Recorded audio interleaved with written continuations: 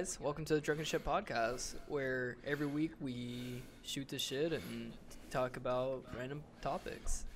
This week, I'm handling this so calmly this week. Kill the intro. I'm one of your co-hosts, the one who's Minnie, Captain Crockett, aka CyberCalamity, alongside my co-host Reggie Watts, Bryan Archella. I want to say Archella so bad, and that's your last name. It's Archella. Yeah, you fuck it up every single time. Enchilada, Bryan Enchilada. Alongside him is our man who bleeds RGB, Tay Norman. Pride, everyone. And the last but not least, the creature that is 164 pixels, Colin. Colin, I'm not gonna lie, that Wonder Woman cup, I want it immediately. Yeah, me too. Yeah, bro. That is such a fucking cool mug. World's strongest woman. Like Goddamn 70s right. artwork of her. Did it say world's strongest woman alive? Strongest woman alive. Like, is there a stronger woman dead? Probably. All the fucking Amazonians, I guess. You think there's probably there's stronger, like, everyone drinking some tea. Yeah, man, I had to grab some tea before the show, man. I've been on this crazy tea binge lately. I'm also on a crazy tea binge. Craig, do you remember when I made when we were in the animation classroom and I made a pot of coffee that was like sludge? Yes. Like you drank it and you could see through time. That's exactly like the shit from Monsters Inc. when he's like pooping it out, and I'm like, oh, why is that so thick? It's exactly what it looks like. This shit is horrible coffee. I horribly miscalculated the amount of drinking it. You put too much coffee in it. Put way too many coffee grounds. Yep. You grind your own beans with that? Because I know it's a French press. No, I'm using Café Bustelo because I don't have a grind. Oh, I drink the same coffee. Yeah, cafe. Yeah, of course. You're dating a Puerto Rican. Of course. It's the only thing we drink. Cafe. But I use the maca pot, which is the way you're supposed to. You're drinking espresso. No wonder it's fucking sludge right now. Yeah, in a French press. Yeah, that's pretty much exactly what it did. Bryan, if you could just scoot back real quick for me. I just want to see that a little bit further. The shirt. No. Yeah. No, not the shirt. See right there next to your right arm. Oh, the hookah. The hookah, yeah. So we were talking about this earlier. Is that coals or is that what is that? What is on top of that? It's fucking coals, mate. That's that's okay. So I thought it was big ass Jesus. coals. Colin thought it was. I thought it was tinfoil. Yeah, tinfoil. Oh no. Okay, so it is both. It's tinfoil and then 2 little pieces of coal. So man just got a hookah just sitting in the middle of his apartment. It ain't a crime. Got little tobacco paraphernalia I see here. Little bit of shisha. Care to explain, son? What have you guys been up to? What you guys been up to? I've not been up to shit. I started a new job and drinking a lot of tea. Basically, work. Hey, you started a new job too, right? Yeah, 3 weeks ago. Yeah. Damn, look at Tay right now. Look at this man looking like working at the docks. The docks. Got my Tim's on. Yeah. Look at this man working at the docks wearing a big pair of butters, about to stomp out some fucking goons. Tay look like Dock Worker 3 that's about to fight Daredevil. He looks like from Daredevil, the black dude. He appeared every season. In the background. You look like an NPC character in like Spider-Man PS4. That's like GT. You're sitting on a rooftop gun ready to get this. You're ready to get the bit thrown off. He stole that guy's pizza. I'm that guy. I fucking love it. Dude. I just been basically just going through the days. Nothing special happened. Just working at the dock. Went to the gym. It's dock life labor. Catching You've fish. been in the gym lately, huh? Yeah. Feeling fantastic. I feel really good right now.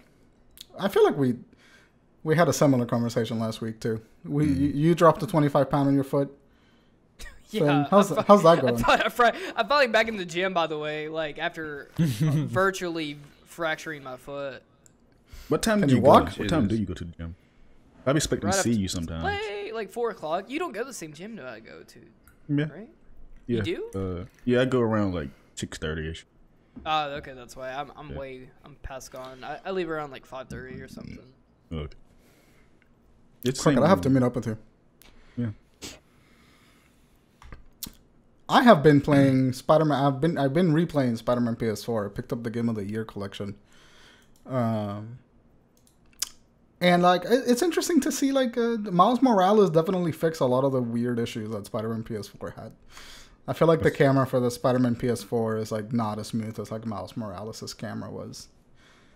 And like it's got I don't know. I love the Spider-Man PS4 game, but the swinging and everything else like feels a lot better in Miles Morales. You feel like you have the swagger of a young black teen. Like, absolutely, I do. That's really. I need to go back to that to see how can I witness the difference. They probably it is weird how different they feel. Not in a bad way. Like they definitely feel like they both still feel really good. But Spider-Man PS4 versus Morales like definitely has a lot more kinks in the camera and just the mobility of Spider-Man that I think they fixed in Miles Morales.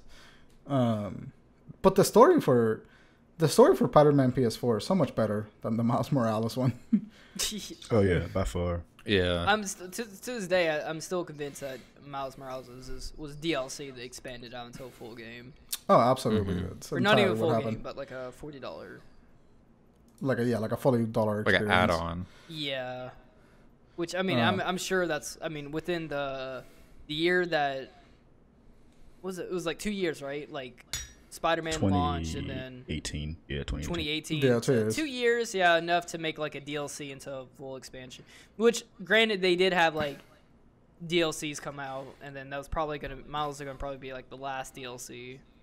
Yeah, that's absolutely. It's the same engine, so they probably expand. They doing the same thing with God of War and Horizon too. Right. I didn't know those two share the same engine.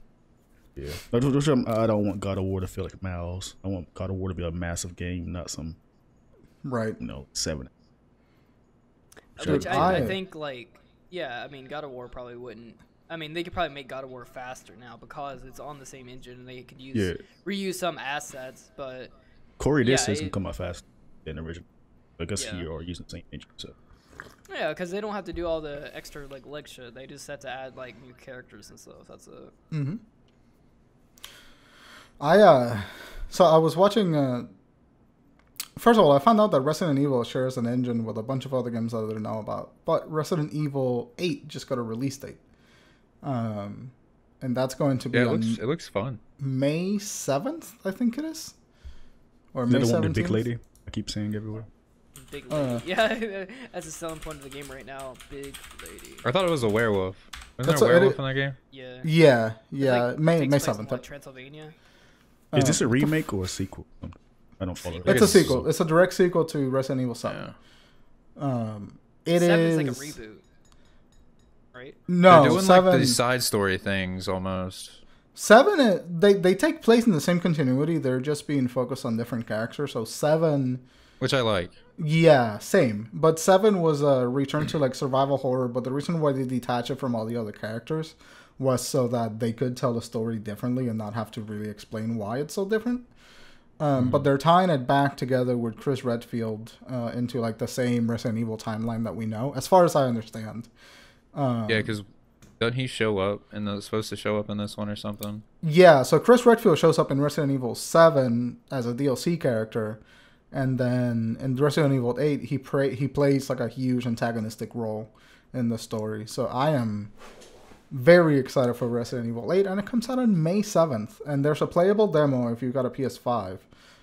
So one of you PS5 owners needs to download that and record a video, so I can live through. So Bryan can watch it. Yeah, so I can live through it. Play Resident Evil. It's not. I never beat Resident Evil 7. That's one of the things about horror games that I really love them, but I never beat them because I'm a huge pussy. I do want to say that like when me and Bryan, this is like some like Drunken Ship like lost tapes. Me and Bryan did a gameplay session of Resident Evil 7 when it came out, and I found the audio file the other day. Oh really? Yeah, not the video file. We found the audio file, but we don't have the video. We don't have the video file. How old is this? 16? It's like 4 years. Yeah. Oh wow, I didn't know about that. Super old. Yeah, Crockett came over. I set up this like massive recording table in front of our TV in the living room. He had this big like high school table, like what you would see in high school, like this plastic like fold out table in the middle of his living room. He had a TV and his Xbox set up, and we're like, what are you doing? His parents went out of town, and I'm like, he just took over the house. Like he had a recording equipment everywhere. I'm at a fucking studio that day, and then I lost the fucking footage. Dude, you used to have like just a whole fucking studio in your spare bedroom upstairs. Yeah, man, that was great. I missed that. My parents. I walked into that bitch, and I'm like, what the fuck? I'm like, this is like a radio station in here. What the hell you got going on, Bryan? I fucking missed that room a lot. Eventually. Are you gonna convert the room you're in now into like that, or? No, the room that I'm in right now is like it's definitely what it's gonna be for now. It's like a one-man recording studio. But eventually, hopefully, I get to buy a studio and rent it out and like do that shit. I just want a spare bedroom where I can just set up a bunch of shit. That's really what I want. Green screen set up permanently without like having to move it around and shit. It's really fucking nice. That's really nice. Somewhere to stream, somewhere to jam, somewhere I can play some music too. You know. Yeah. No, I totally get it. So guys, what the fuck are we talking about today? I don't know if you guys are like, you guys aren't very prominent on Twitch, but have you guys ever seen this streamer called Code Miko? No. Yes, I have. Okay. No, I have, Jordan. Oh, thank you, Colin. I'm with you, Jordan. Thank you for being cultured. Thank you for being on the Code Miko. I googled it. What's up? I googled it. I already don't like where this is going. I'm already uncomfortable. Yeah. So Code Miko is a Twitch streamer that she's an engineer that designed her own software for her character model, which is a streamer. You would call him a virtual streamer, and has rose to massive fame. Mm-hmm. And she's blown up. Yeah, it got me thinking that, like, you know, we've seen, like, from probably, like, 2016 to now, 2021, there's been a massive rise on virtual streamers. Streamers, VTubers, and also even influencers on, like, Instagram and shit. So, I kind of wanted to do today's topic on that. It's just, like, the rise of these... Is this like going to be the future now of like, so I started reading some articles on it and stuff about the VTubers. So it's massive in Japan. So if you don't know, VTubers are a virtual 3D characters that are motion captured to whoever on using a motion sensor suit, kind of like what Hollywood uses now for like CGI and all that. Right. But they just use it for everyday use. They are also not cheap because Code Miko, am I saying that right? Code Miko? Code Miko. Yeah, Code Miko, yeah. Miko. Her suit was like $30,000 or something. Was it like, she said like $30,000 for all of her shit. Yeah, and that was a engineer or that was a developer discount. That's not even like the actual price. Yeah. But hers is also what a lot of them... Usually to like obviously save money, and because most of the time when you're streaming it's usually just like a headshot, most people will just do the face and sometimes hands, but Code Miko and a couple other people like have full-blown suits that they wear, so it maps everything, finger movements, their eyelids, their eyebrows, it literally captures everything that they do. And it's insane to me. It's like if you ever seen like the behind the scenes of any like superhero movie or something, they have all these dots on their face and stuff, and that's what it is. It's motion capturing, which a lot of video games also use that too. It's like it's motion capturing your cheekbones and just any facial movement, and then it from that information, that data, it just automatically maps onto a character on screen and stuff. Yeah. I just learned that she got banned on Twitch. Like a day ago. What, a day? What? Okay, so this is all news to me. I heard that was a while ago, though. No, well, there was she got banned again.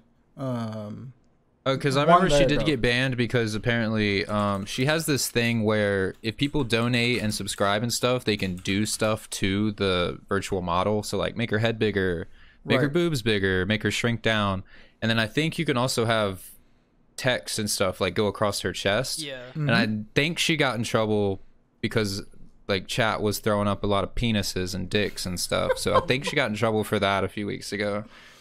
So now they say PP. I like went into one of her chat rooms like the other day, and she says like they say PP now. They don't say dick or penis or anything. It's PP. Hilarious.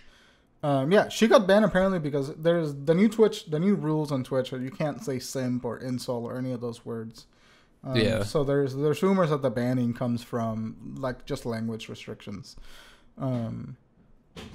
I find this thing really fascinating. I find it fascinating for two main reasons. One, the technology is getting to a point where it's like starting to get accessible to people like I don't know her real name, but the person that runs the Miko account clearly has access to technology that is technically on a pro like entertainment producing level, and she's using it to sort of just kind of bridge that technological gap between like home entertainment and streaming entertainment and like big budget entertainment.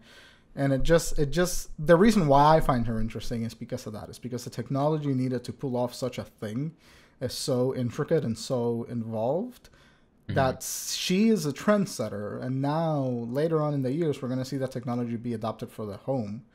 And I'm interested in what that's going to look like, because with that technology, with the ability to capture your body so fully and readily inside your own home, is going to generate a lot of avenues for VR to become a lot more immersive in terms of how you control your character and how that mocap data interacts with the virtual environment that you're in. And I think that is the most interesting part of that story. I think that VTubers are really fascinating. The concept of a virtual streamer, and well, there's already like a huge market for it because like the HoloLive girl. So HoloLive is like a agency for like these virtual girls stuff, because the market in Japan is so big right now for these virtual girls that it's between the 5 to 10 billion yen profit, which is like pretty much 5 million to 10 million currency in US. But he said I was like reading an article, and it was saying that it was going to probably go, and probably in the coming years, and this is back in 2018 when this article was wrote, that in the future it'll probably be around like 50 billion yen. Okay. So, I mean, it's only growing, and we've only seen a big rise on these, like, I mean, Japan's already on the, like, the corner edge of this, like, market. It's kind of made it more over into the West now with some of these IG influencers, which I don't know if you've seen them, but, like, a lot of these, I forget one of the girls' names, but she is, like, blowing up all over Instagram, and she's not even, like, a real person.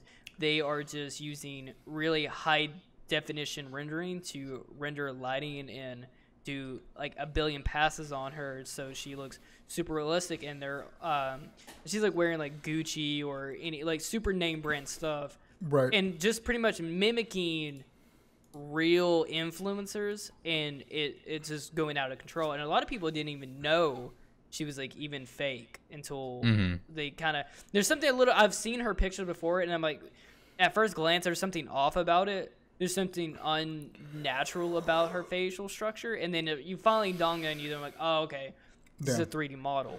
It's the uncanny valley. That's exactly right. It's like that perfect, it's too perfect. There's something not right. I saw when that started happening, when like the first instances of the virtual influencers and sort of these people that are like running through Instagram and all of that. And I'm actually really I'm not fond of it. I don't like it. I don't like it. We have enough bots on social media. Yeah, and I don't like it because it, like, this is going to sound faffy because they're all models and they're all artists. But the idea of a big corporation being able to digitally replace the talent that they use to advertise, it seems... It's a replacement for models and physical talent that exists out in the world that doesn't need to happen.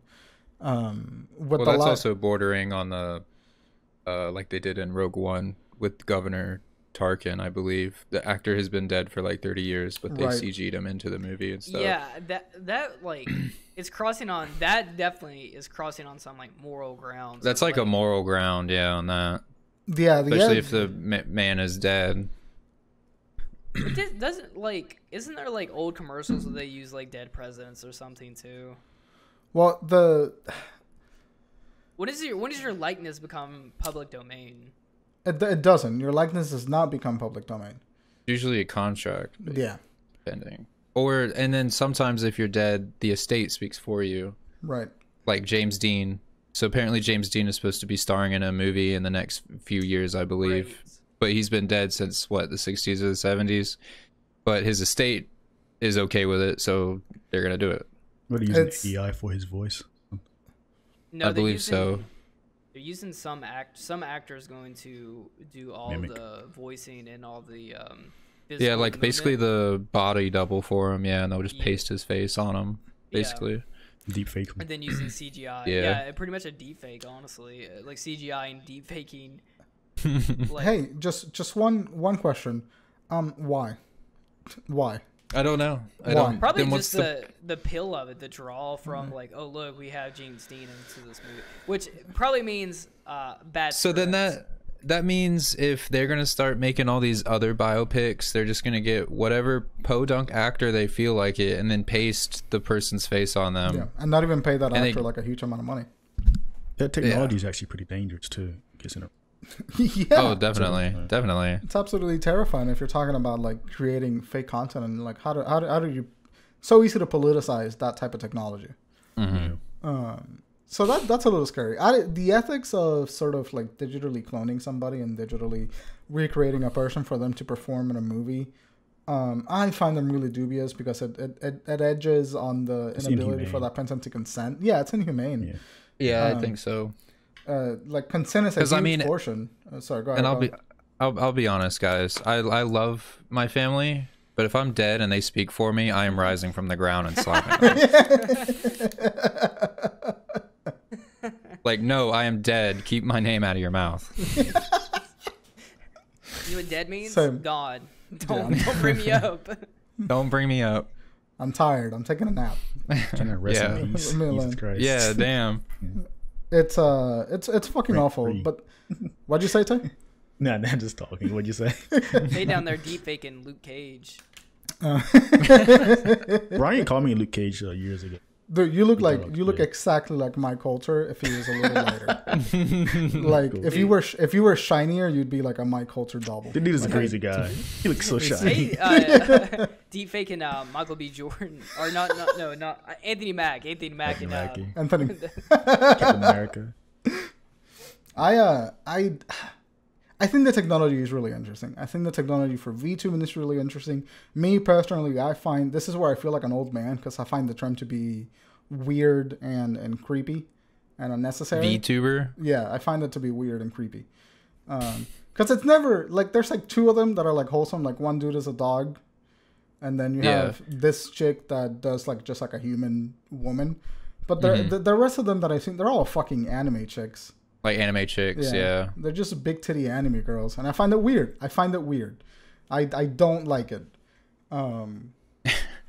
It's like VR chat all over again. Yeah, it's just I don't know, just like talk just to a bunch human. of anime girls. And then like the thing that bothers me about them too is like the voice always sounds really robotic. Because it's either like an AI generated voice. Oh, like it's a fake voice too. Yeah, it just freaks me the fuck out. There was one instance of this. Or they have a voice changer or something. Twitch streamer, this Korean Twitch streamer, and it was like an anime girl, right? And the technology turned off for a minute, and it ended up being like this like 40-year-old balding guy, and everyone was like, "What?" That's embarrassing. It's like that Power Ranger because you don't know who's on the other end of these characters. That's so funny. That's like this one dude I watch, middle-aged stream. He's technically a VTuber. He's just a talking glass of beer. I watch him all the time. He's fucking hysterical. I remember back in like 2015 or 16, there was like the dog. He was like, it was just a talking like dog. Oh, the Shiba. The Shiba, yeah. Yeah, the Shiba guy. Arlo is? I think he still streams. Who? Do you know who Oh, Arlo? is? I think Yeah, I know who Arlo is. Yeah, he's a yeah. Nintendo YouTuber. He's a puppet. He's pretty interesting. But I'm saying, like, do these VTubers, do they have personalities, or are they just behind the face? No, I mean, they all have like these own unique characteristic. I mean, yeah, they have to have some sort of character, right, or something about Like, them. I was asking the Discord chat, like, Gura, I think her name is. It translates into like Big Mouth, which is a shark themed character, which is like a super popular one now. And she always has like shark theme like thing going on in her stream. Yeah, so she's Her character design is shark theme. Her personality is shark theme. Dude, it's so fucking weird. It's so fucking weird. I'm sorry. Anybody that likes VTubers, it's great. But like this weird anime girl VTubers, they all look so. It's weird. They all look so young. Generic. The animation is uncomfortable. Never sat down and watched one. I seen clips of them put on Twitter. I just never sat down and watched one. I just don't. They're funny, but they're funny on one hand if you're believing they're getting in with those characters. Like you're like believing that's actually the person who's playing that character is actually that character. But if you remove yourself from like reality of it and you're like, this could be like a 40-year-old guy just using a voice changer. That's the whole point of this topic is like we're getting to the point in like the future where we're not too far off from this being the super norm, and then we're not even getting like realistic people anymore. We're getting these AI characters, anime theme or not. But is this going to be the future of like, content? Is like to kind of go full circle of the IG like people are the ones that scare me the most. These anime girl ones, obviously you can tell this is not a real person. This is not like, this is a character. Obviously these are targeted towards like, regular people or like dweebs or whatever. But these IG influencer, they are not. They are trying to be as realistic as possible, almost seamless with reality. And they are like a marketing tool. They could be anybody. And they are just mimicking humans, which is very, very eerie. And that's really the scariest thing about it, just like how the industry is going to be altered by these sort of like virtual influencers and stuff like that. First of all, the job of influencer is a weird job to begin with. Marketing tool. Yeah, you're a marketing pawn, and then but a corporation being able to create their own humans. Especially when it comes to like topics of when you're replacing black models with black artificial intelligence models or like black rendered models or stuff like that. You're already taking jobs out of a group of people that are fighting tooth and nail to get the gigs in the economy, and then you're replacing them with this like virtual avatar of what they are. So there's an element of that feels ethically weird, which is like just replacing the human aspect of entertainment just feels wrong. And then especially as a marketing tool, we're like, who is that character based on? Did that person get paid to use their likeness? That's funny. Is someone made in a ZBrush? Yeah, and so like, but that person used references, and it's an amalgamation of a whole bunch of likenesses and a whole bunch of reference pictures, but nobody down that pipeline is getting paid for a licensed use of likeness. The animators that are working on these sort of posts are not getting paid adequately, and they're probably getting pushed like hell through deadlines in order to meet some of these things. Or if they're not, they're going to be. I think it just boils down to corporate entities only care about corporate entities. Mm-hmm. So I mean, rather than say like, oh, instead of paying you, Bryan, $20,000 for your likeness, I can just do it on the computer for about the same price. Right. And then I don't have to pay a human for it. I don't have to listen to you complain. I don't have to write you a paycheck. I don't have to see you. Right. I can just draw it or have someone else draw it on a computer for me. And plus, mostly these like models, they're probably using like still photos. So they're just rendering photos. Yeah. Of the character. The IG ones, yeah, definitely. It's some artists like just going in, posing them, and then modeling out like some some clothing or something. Super easy shit. And what about animate them. From what I've seen, you barely see them animated. Just see stills. What's up? There's these programs that every now and then I'll see like a post about it where it's like, oh, do you see all these people? Oh, do you recognize any of these people? Well, they're all fake. They're not all real people. Because like there's like there's like this AI program that can just generate human faces. Yeah. I mean, granted, just like any artist, human artist would, I imagine the computer is using thousands of images like compiled together to basically render some sort of face. Yeah. And that is very true. I just don't think that I don't think the human brain and culture has reached to a point where we can seamlessly use this technology without creating any negative effect out of it. I just think that we're not ready to start using people's faces and digital remodelings and all of that stuff, especially when it comes to like influencers is one thing. Like influencers really, they're just marketing tools. But when you start to getting into like using that same technology to like bring back dead actors and stuff like that, that's when for me it just starts getting a little too weird. Because once you sign off your license to someone like Disney, for the amount of time that they control that likeness, you could be in a commercial that you vehemently disagree with and you can't do anything about it. Yeah. Like not to get off topic, but it's kind of similar to the thing with like McDonald's and their employees with machines the humans are literally there just to move the food from one machine to the other. Right. Yeah. So it was literally like, all there. You ever heard of the Amazon store? They kind of do from certain locations. Oh yeah, the autonomous. It's like all robots. Yeah, no one's in the store. It's all computerized. Yeah. Just go when to walk out, and you scan your phone on the register. That's it. Yeah. It kind of seems similar to that. Like with McDonald's, the employees don't work there, or is they trying to do? Just take away from them. Which it's kind of similar to this. It would be fine if because there's going to be a point where technology is going to outweigh the needs of like a workforce, but when that happens, you want to establish an universal income and let people focus on other things. So like I'm always the guy that brings up all this like extra like social shit when we're talking about something, but the implications of it are weird, because like once you replace that big part of the entertainment, and half of the budget for anything that you do commercial like entertainment comes from getting a likeness and getting an actor and a performance to do that. It comes from the talent. If you eliminate that portion of it, corporations are saving massive amounts of money. I legitimately think there's a clause in social media as well. If you post any sort of images or videos, that the company themselves are able to use it in any sort of media that they wish and recreate it, sell it, whatever. Yeah. So I think that could be an easy loophole on how they can get likenesses. Because you upload a picture of yourself, boom, now you're in a algorithm to render faces or whatever. Yeah. Never thought about that. That's funny. Yeah.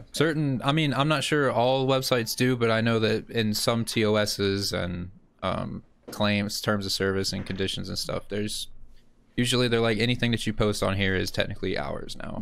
Yeah, like Twitter could sell your data, your photos and stuff too, like like any kind of AI company or whatever to use your likeness. So, and that means that's bad for normal people, because essentially that's having your identity taken. Yeah, pretty much. Without someone can take your face and paste it on something. But then also the artists who are uploading and showcasing their art, like, they spend hundreds and thousands of hours on, someone can just Twitter, Tumblr, whoever can just take that off and use it for like their own advertisement or their own publishing or whatever they wanted to, and not pay that artist anything or even give them credit for it. Well, a lot of people like Redbubble. I was talking to Ethan Gazari about this yesterday. That like the same thing with Redbubble. Yeah, Redbubble is like a website where you can buy like T-shirts and stuff of like with art on them and stuff. But it's all like the majority of it is stolen art, ripped art. It's stolen art, yeah. That's how that. Because isn't it one of those that like anybody can sell their stuff though? Yeah, I think so. On Redbubble, yeah, that's probably why. It's like Etsy as well. It's an aggregate site, yeah. What's the other one? Zizzle or something? That's what I got my custom made shirt. I put my logo on the shirt. And nice. You can make it.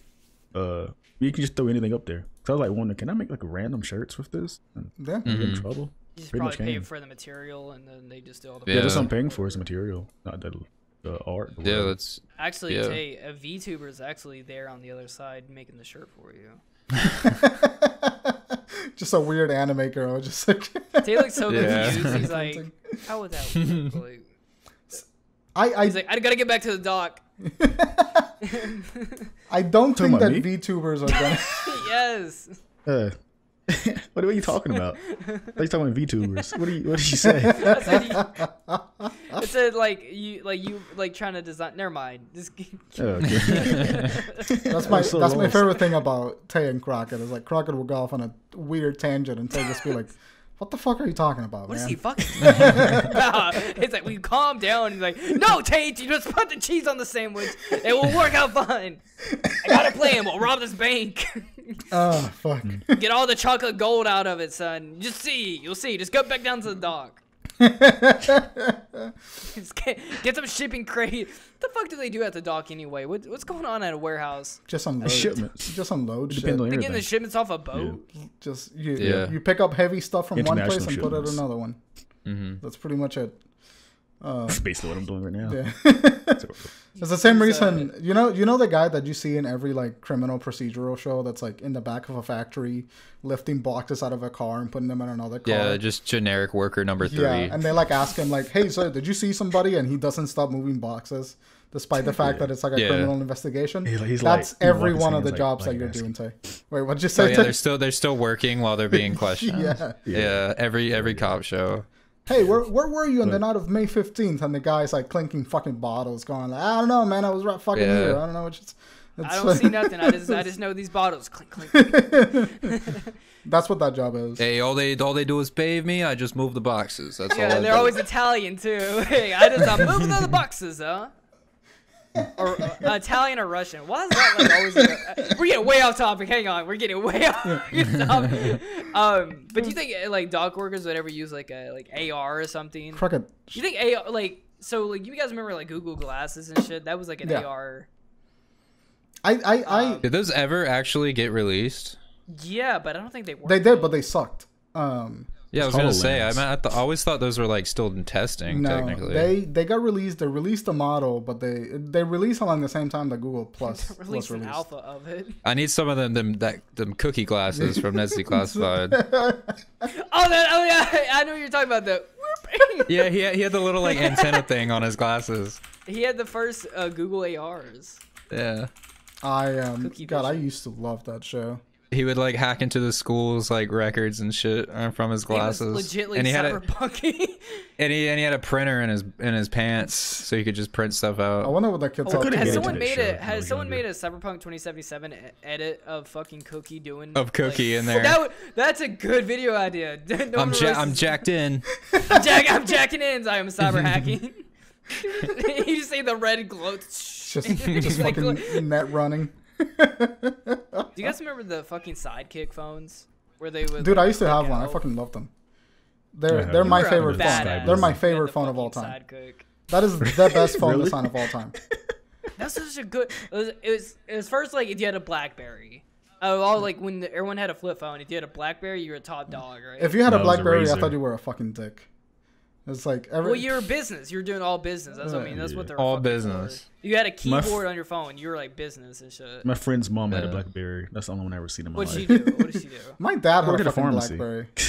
Pharmacy? Okay, she's all business. What's up? All business.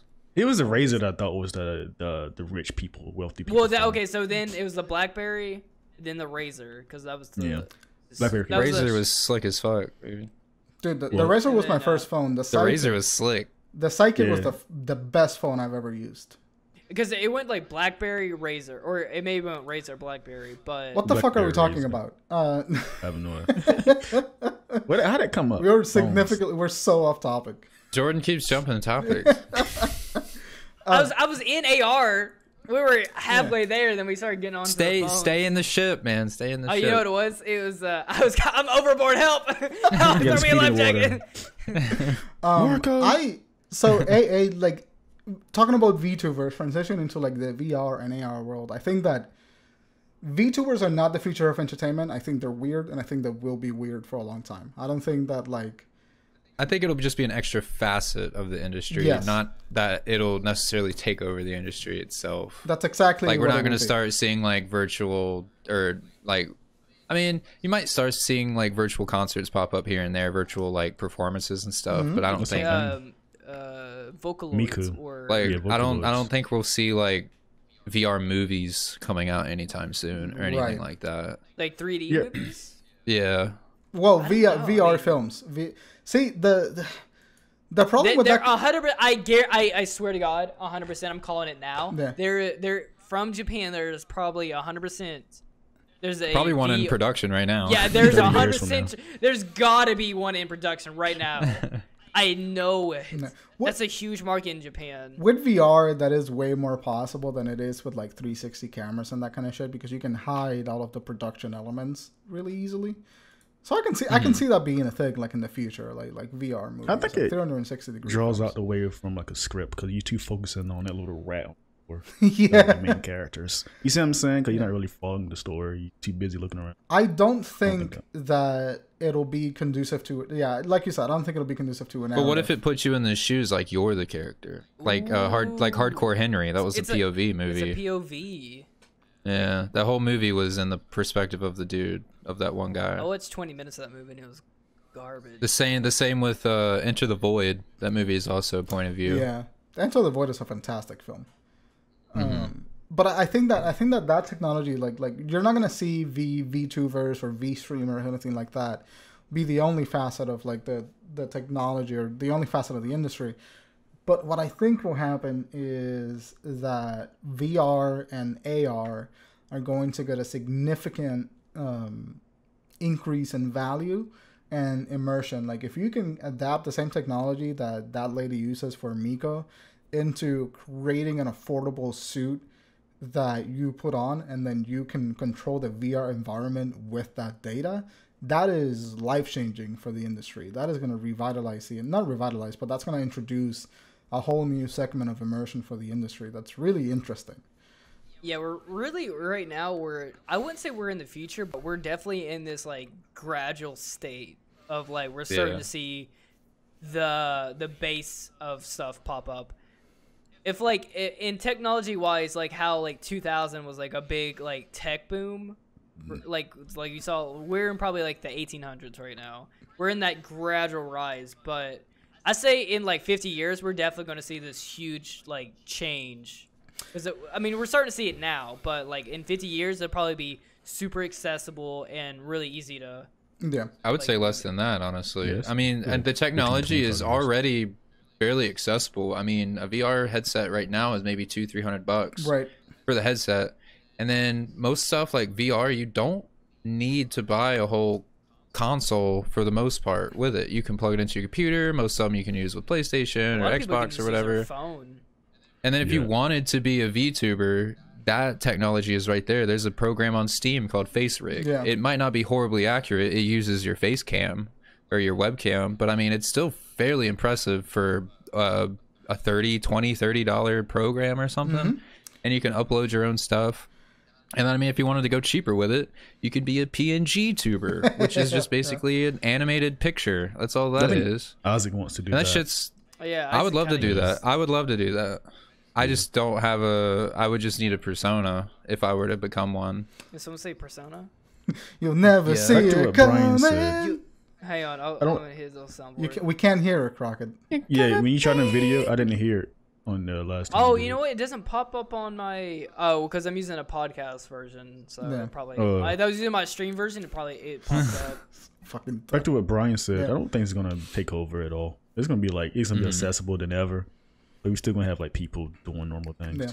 I think there's definitely... I think there's more of a chance that AR would become more accessible, especially in terms of movie theaters and stuff. Yeah. Yeah. For daily life, yeah, I could see that. Like because that would just take 3D movies to the next step. So rather than like, oh, you're seeing it coming at you, I can turn around to the guy behind me and still see stuff floating in the air or whatever the hell's happening. Yeah. Or 4D, we can smell and feel 4D, yeah, that's or they like have the mist and the fog and stuff.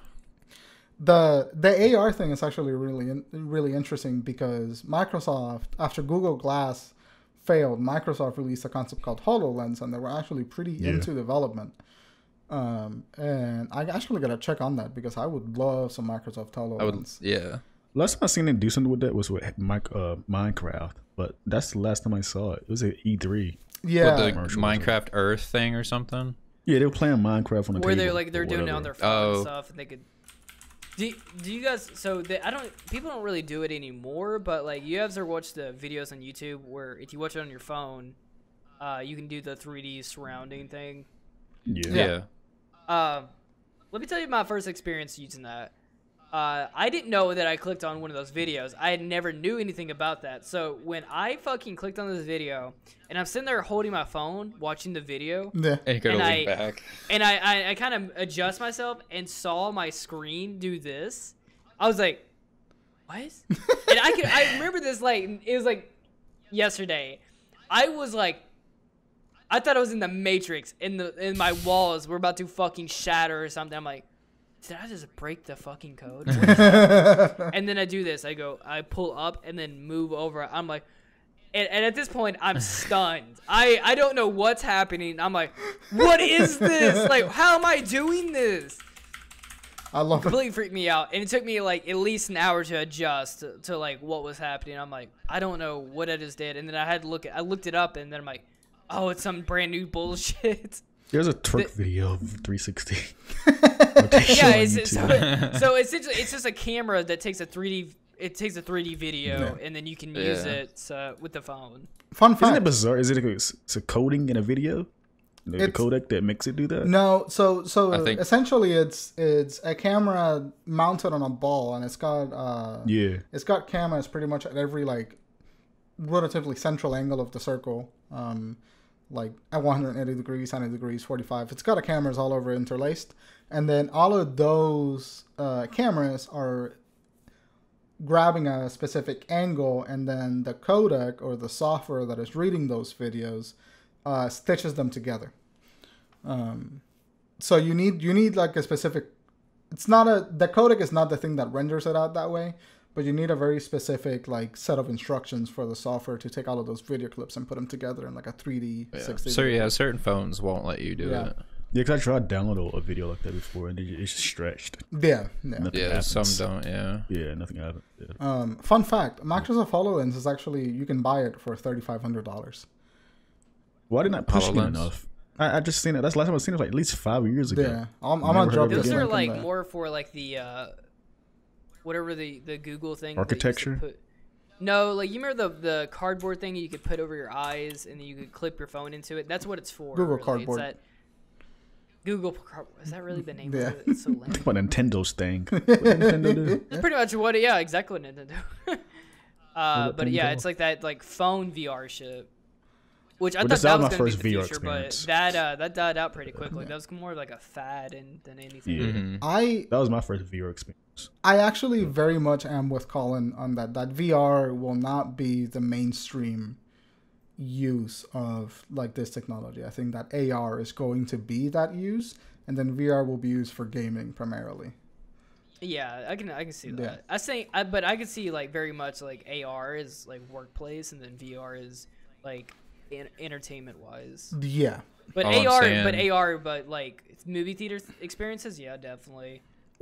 Oh yeah, no, absolutely. Or maybe VR might be a whole thing. Is that Rick Ross? What are you talking? He's just in the. He's just watching from the corner. He's still there. Is that Tay's dad? Yeah. He does look like. Dude. No wonder Tay looks like a Mike Coulter. This man looks like him too. That's actually fucking Luke Cage in the back. Yeah. Oh no, this is the Marvel Universe I'm in. Tay lives in the Marvel house. But yeah, man. I think that the interesting thing about VTubing and VR and AR and everything like that is like how it's going to integrate with our daily life. And we're of course we're quite a ways out of that. But if the technology goes the same way that cell phones do, where it's got that cell phone curve, well, now you can buy like a smartphone for $25 at like a fucking pharmacy. When VR technology and AR technology gets to the point where it's not a, like a luxury product and it becomes ubiquitous, becomes immersed in culture, then that is when we're going to see some interesting shit happening to it and potentially start replacing some of the industry. But until then, VTubers are just going to be like a niche market, and virtual reality gaming is just going to be like a niche market of gaming until it becomes accessible enough that you don't need a $2,000 computer to run it or a $600 console, and then add $300 or $400 for the headset on top of that.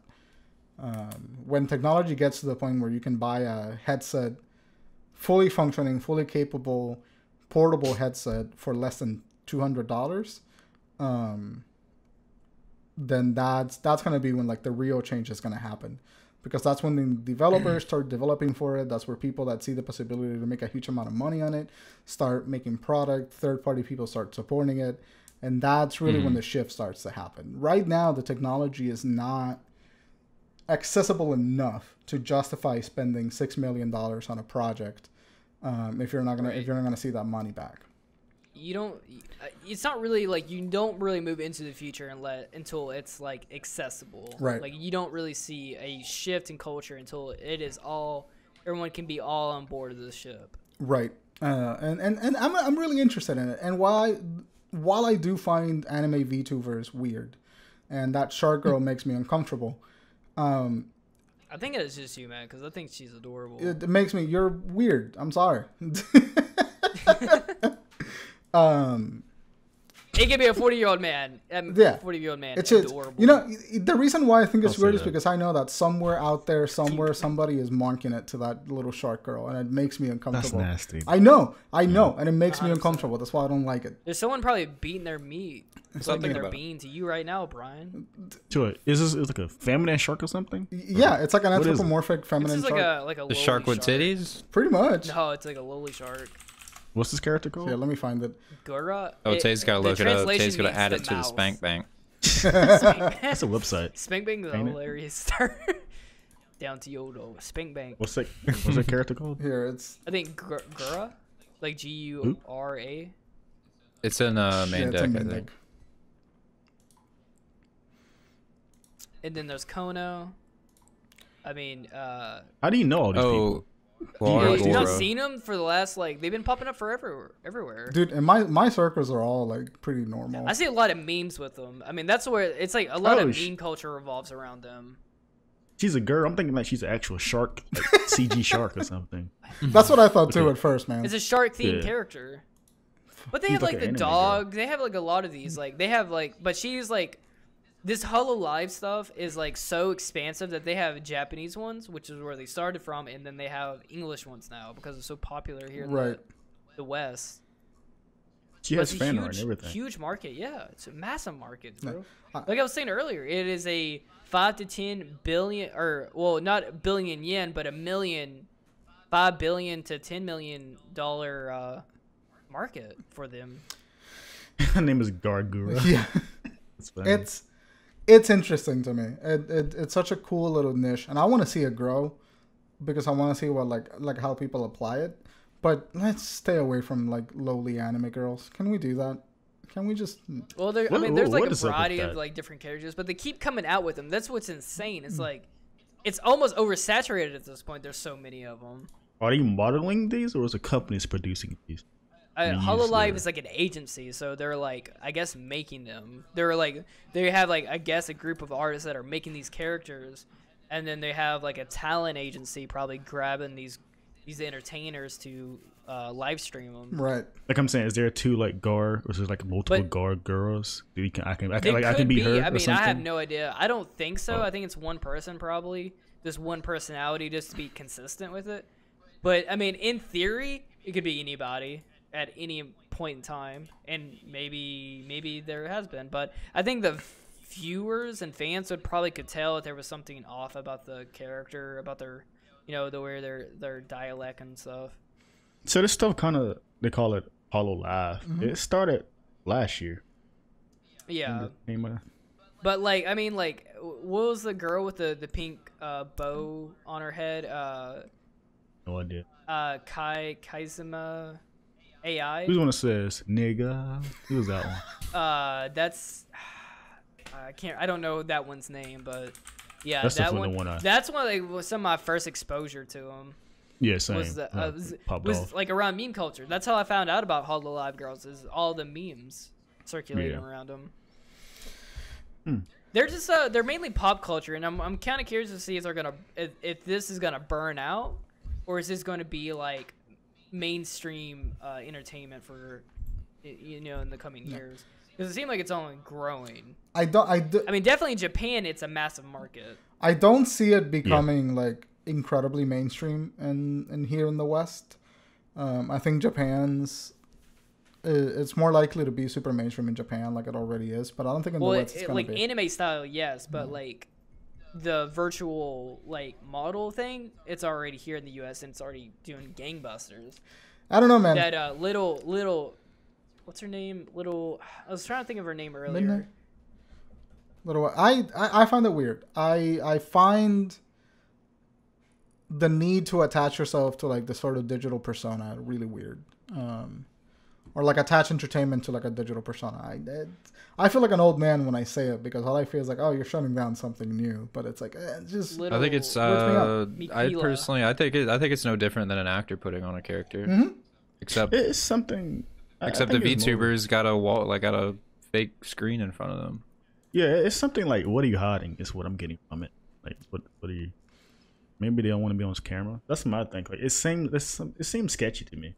I mean, that's probably it. I mean, if I could make bukus of money and not tell anyone in the world ever my real name, I would do it. Right. And hide my face. Nobody knows ever who I was. The Gorillas made fame from that shit. Yeah, that's true. The Gorillas are virtual tubers. You're right. All right. What's her face? There's that one lady in Japan. She's super popular. I forget what the fuck her name is. She's a virtual musician or whatever. Hatsune I think so. Yeah. She does concerts all the time. Yeah, I mean, and that was even. It's pre VTube, like probably 5-6 years prior. No, that is the beginning of it. Yeah. And then what is that one band that's super common? Gorilla? The Gorillas. That's literally what Colin just said. Yeah, except they're just behind when you said Gorillas, my for some reason my mind went to Harambe. For some reason. But I couldn't remember the name of the band, so I was just thinking, why is he saying Gorillas? Please let that monkey die. Let that gorilla die. No, I never listened to Gorillas before. Never once listened to their music. Get out, really? They're really great. What? They're good. I like them. They're one of my top 5 bands. Yeah, I've seen the characters before though. Yeah. So like you call it? They're all 2D animations. You don't know who's behind them. Well, we do now, like just because like they've been in other bands and stuff before, like they're musicians and stuff. But the Gorillas that everybody knows are the cartoon characters: 2D, Murdoch, Noodle, and forget his name. Don't kill me. So like, what do like MTV Awards? How do they do stuff? Russell. His name's Russell. They just make like a presentation, I think, with them. But so every music video is animated, and then every concert they do is behind a white projector screen, and then they project the cartoons onto the screen and they play behind it. That's fucking cool. What's that? And then every now and then they do. Lately they've been doing like actual live shows and stuff. Yeah. About Daft Punk, they wear the mask. Yeah, Daft Punk wears a mask. Same with Slipknot. But I mean, we all over time we learn who they are and what they look like. Right. Yeah. But their character is, the Gorillas' characters. That's the cartoon characters. You're not a fan of like that person. You're a fan of that ideal. Yeah. And so like, there's probably where it stems from is these Hololive characters. They actually came out like there's a whole backline and a whole like story to the Gorillas, like the actual characters, 2D and Murdoch.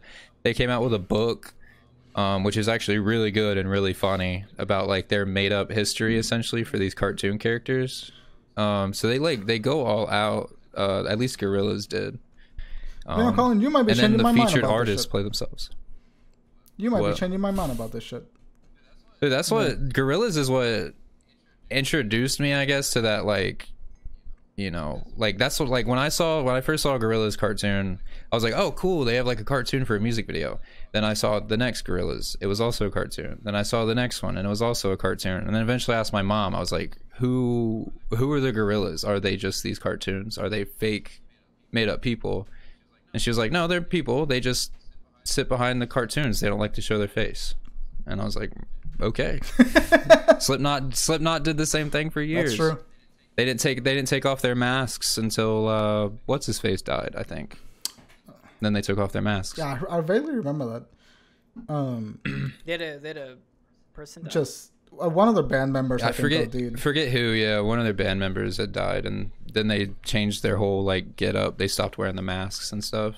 Colin, a little bit off topic, but I just want to know there's the one green guy from Powerpuff Girls is now a member of Gorillaz.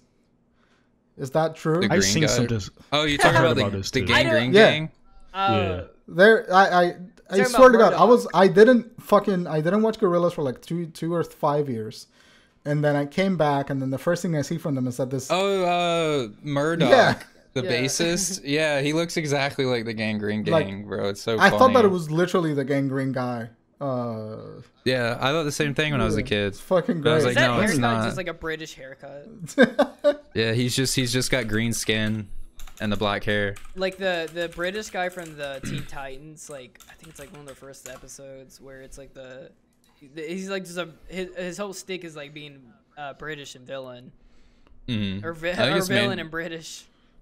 But like Manchester Black. he has the same haircut as Murdoch, and I'm like, is that no, dude? It's just that UK haircut. No, it's literally the guy from the Powerpuff Girls. Like it's not like it looks like him. It's like it's literally him. Like a better art style. Style. Yeah. But it's like the Wikipedia is like Ace is a character from Cartoon Network's 1998 animated series Powerpuff Girls. He's the leader of the Gang Green Gang, and then it says he's the bassist for the Gorillaz 6 studio album. That's gotta be someone fucking it. That must be someone, someone must have fucking put that. Yeah, it's on the wiki. His name is Ace. Yeah. Right? Yeah, someone edited some.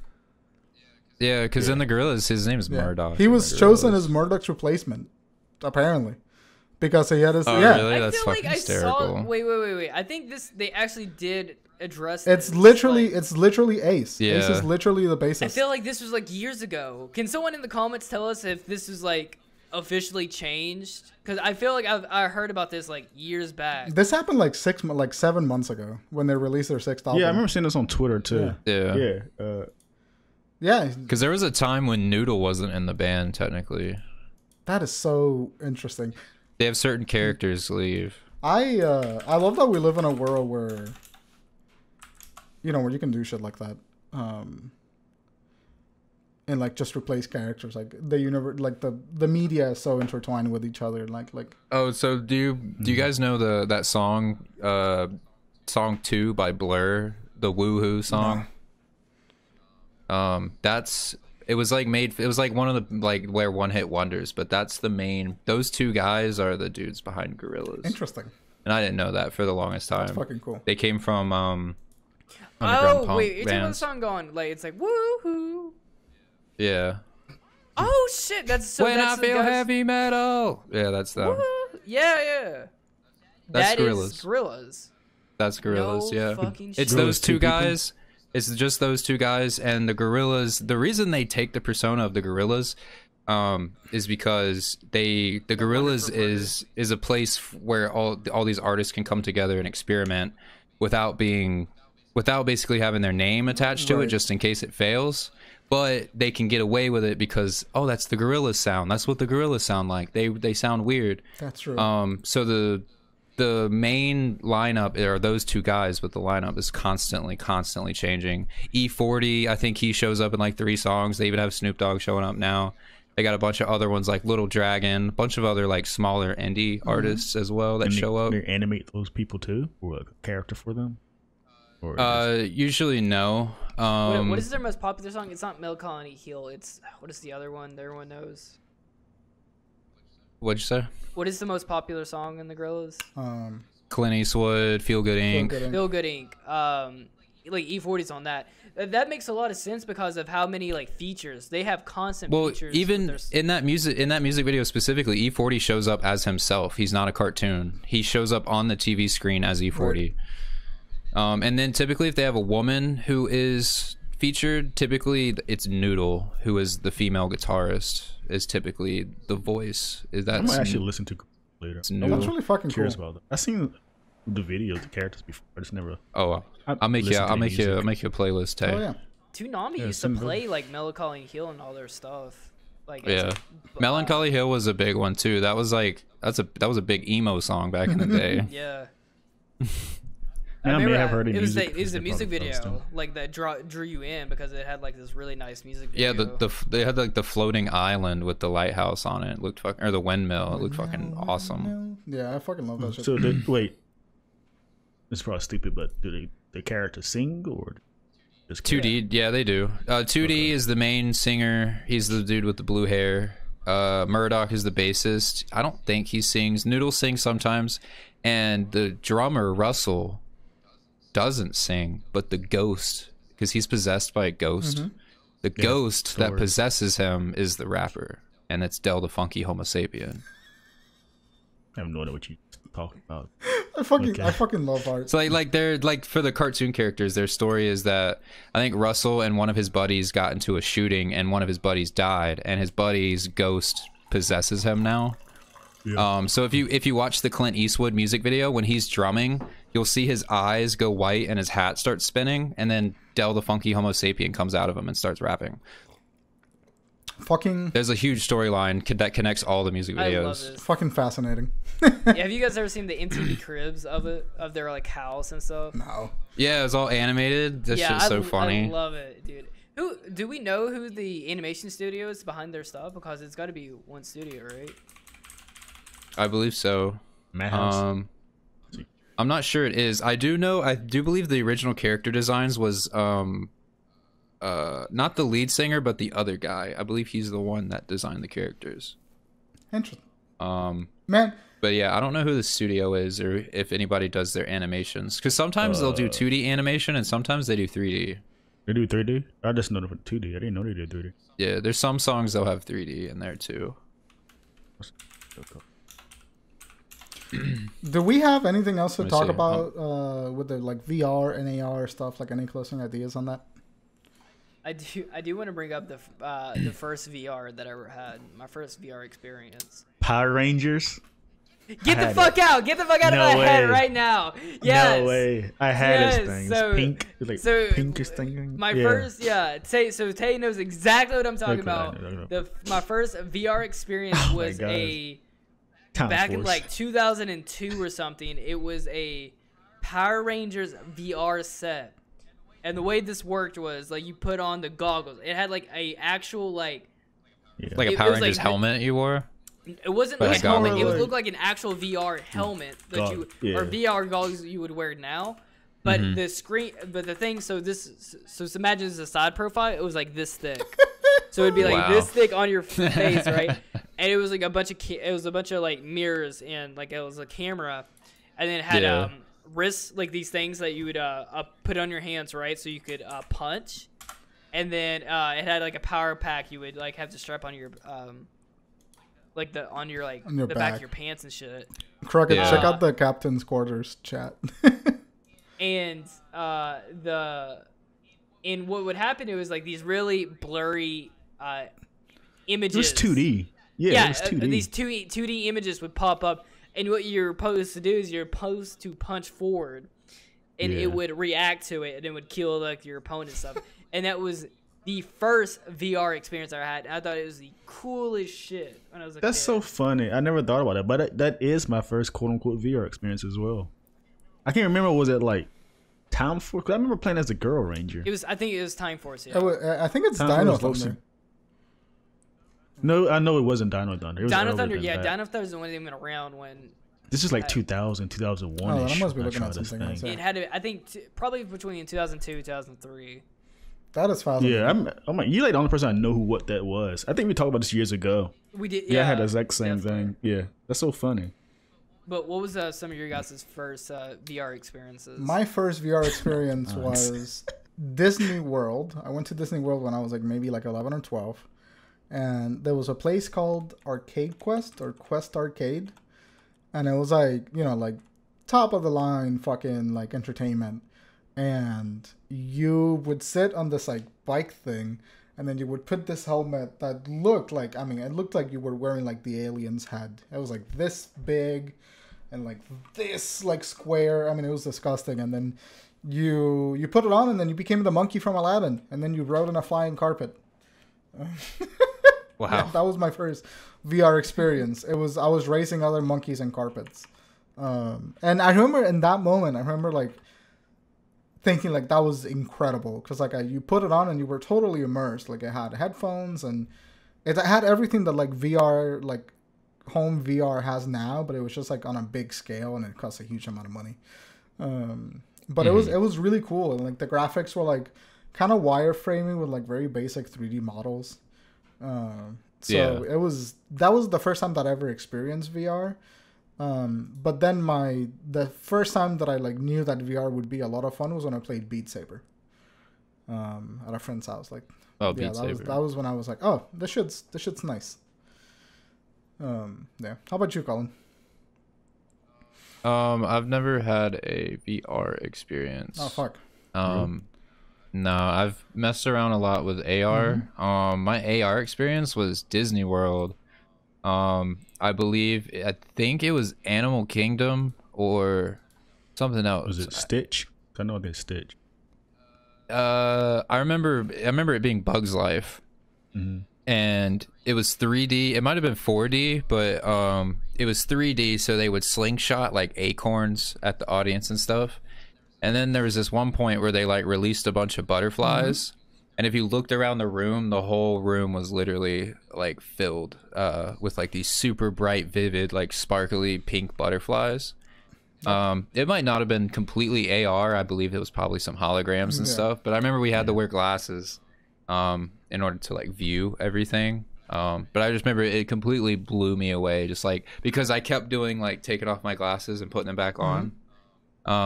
Because the butterflies would all vanish and That's stuff. really fucking cool. But I remember that shit blew me away. Mine was so my first one was the Power Ranger thing. The second one was when I went to Disney World around 2007, and it's like Colin, like the Stitch ride there. Like you see him in the middle of. I remember, I guess it's kind of blurry, but we were all the audience was like circling around Stitch on this wall thing, and we were like I guess it was 4D or whatever it was, but Stitch burped. You can smell chili dogs. Oh god. Yeah. Or the most famous one is the Shrek 4D. It takes place after the first film. That's Farquaad comes back as a ghost or whatever, and like you see like I think like stuff like Colin just said that, or when he dropped the spiders, you can feel the spiders on your feet because of air pressure. Then the third experience was when some teacher AI brought his VR phone thing. Oh, I think that was strong. Oh, really? It wasn't strong. It was someone in the Edge building. Oh, weird. I don't know why. I literally walked in there just to try it. And it was some horror game he had on his phone. Then the fourth time was the true experience when I went to Second and Charles. And a random encounter, some PlayStation executive guy, whatever was there, giving us PSVR demos. Nice. I played for like a good hour, and it gave me motion sickness afterwards. Yeah. I wouldn't say that's like true VR though. I feel like the true VR is like the one the Valve Index or whatever. PSVR is true VR. Yeah, it's VR. I have it. Hey, I mean, it's probably like VR, but it's not probably the highest quality of VR that you can experience. I think it's the most accessible one at the moment. Yeah, that's why people want Resident Evil 7 and that and Oculus. Resident Evil 7 and VR is fucking terrifying. Dude, VR that was what made me truly believe in VR, and it sucked that we never got people putting effort into these games with VR games instead of just being glorified tech demos. Yeah. Like the one, I think it was the Beat Saber. Are you like the red characters or something? Super Hot. Yeah, that's what Super Hot's the VR one. I played that and some shooting game. I forgot it was. When I played in the Oculus Quest, there's a game called Robo Shooter. Yeah. When I played that, I knew that VR was gonna be hot shit. Yeah, I was like literally dodging like this. I knocked down a display at Best Buy playing that game. Yeah. I was like, it just no, you're good. So I was just like, when I finished, I had just had like things like 30 minutes. I had to like wait before I started driving again. It's fucking rough. That's my like negatives of VR. I think I still have yet to try like actual VR like that though. It's awesome. It's really good. It's just because you got to get used to it. Like the camera, you're not the camera. You are the camera. So I'm like, look at me. I'm the camera now. Yeah. Yeah, and I get motion sickness on like roller coasters, so I'm like, I'm probably gonna get really sick. You doing this? Dude, whenever I bought Skyrim VR for Annie when we got the PSVR, and playing Skyrim VR is literally the worst VR experience I've ever had. Every little thing, because it's the game itself is really fun, but playing the game leaves you feeling so barfy. Like you boot it up and then you move like 3 feet and you're like, ugh. It's fucking awful. Is motion blur on? No, I took out motion blur. It's something about the way that the model for the playable character is designed in Skyrim. Because the arms are always present. Like the arm is not following you around. So no matter like what position you're in, the character like remains sort of like the same way, and your brain just it's just like they clip the camera to your head. Yeah, it's fucking it feels weird. I want it to be better, but that's essentially it. I was gonna wrap it up, but Colin left. Yeah. Yeah, Colin, what do you think about motion sickness? Oh, he's back. Yeah, I agree, dude. Yeah. That's the second time we did that. Yeah, I know. I'm gonna do it every time. That's a good point, Colin. Audio's listeners like, what the fuck happened? Oh yeah. So audio. I forget that we're on Spotify and everything. Colin got up to use the bathroom or do whatever. Beat his meat. I don't know what he did, but it's a quick. Every time Colin gets up, we always ask him like, "That's a good point, right, Colin?" He's like, "Absolutely." It's an empty seat. Like, this is the second time we did it. Man, that's kind of. It's like deuces teleport out. Dum, dum. Well, this man screaming, he just fades out. He's just gone. Well, guys, I think we don't have anything to add on that. I think we can wrap the show up here. You never seen that video before? What? I don't know, that fucking got me. Just like just screaming and then fading away. Yeah, he just fades away.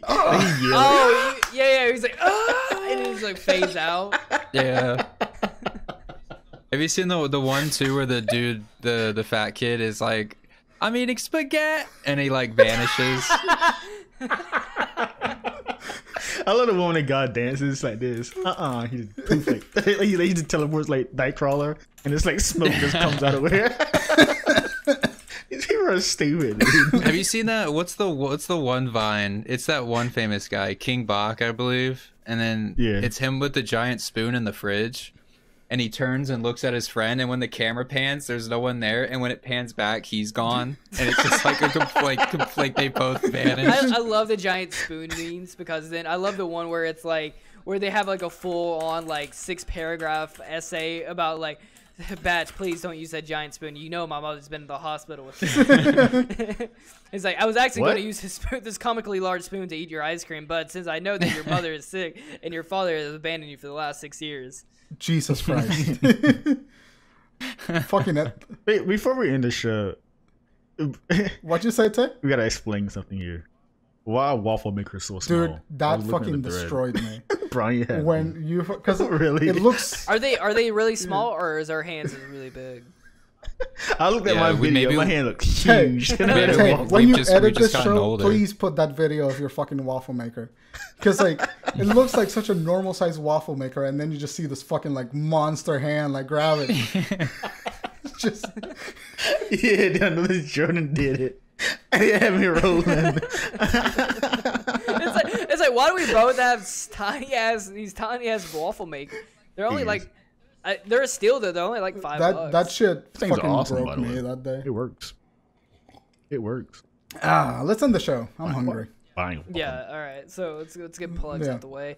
All right, Brian. Where can they find you? They can find me at Twitter at BryanBrowny and twitch.tv/BryanBrowny. There you go. Colin, where can they find you at? You can find me on Twitter at _Space Whales and on Twitch at MonkeyOmega.